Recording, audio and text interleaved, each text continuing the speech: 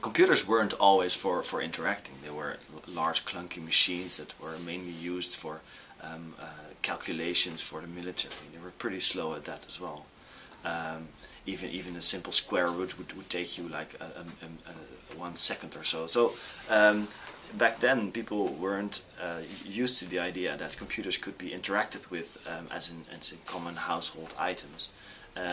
Somewhere in the history of computer science, this changed mainly because the technology became way more accessible and cheaper, and a lot of people could have access to the technology. So computers and interaction became something that had to do with each other. And in the beginning of the 90s, there was this man called Mark Weiser from Xerox who thought of ubiquitous computing, of computing devices embedded in everyday items.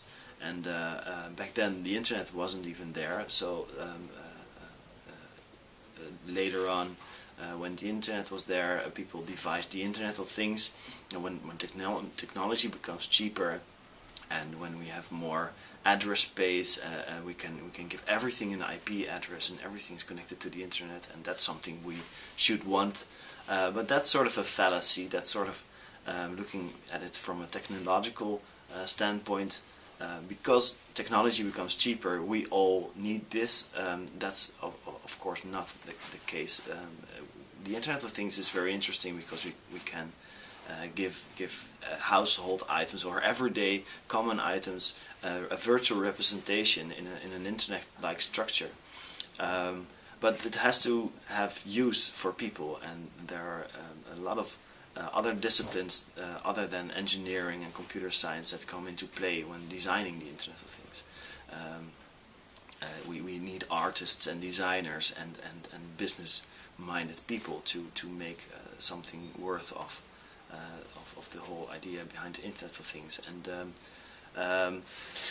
recently developments in electronics, not only because it became cheaper and the technology became cheaper, but also more accessible for all these other people than engineers and computer scientists, but also artists and projects like Arduino, for instance, or 3D printing projects like the RepRap, all liberated technology from knowledgeable engineers to everyone who wanted to get in touch with technology. So I think that is certainly contributing to the development of the Internet of Things, because more people can make more things from different standpoints, which all contribute to a better experience.